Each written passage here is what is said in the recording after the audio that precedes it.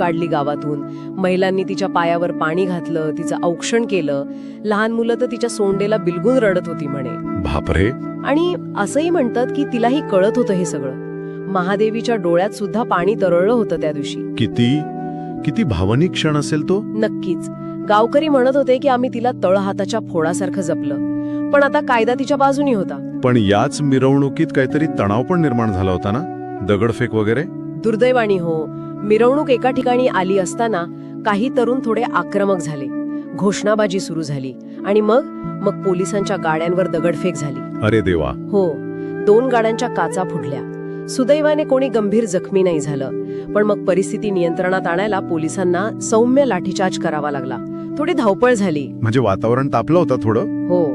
मग जादा पोलीस कुमक मागवली गेली आणि गावाला थोडं छावणीचं स्वरूप आलं होतं काही काळ. पण नंतर सगळं शांत झालं. बरं, मग पुढचा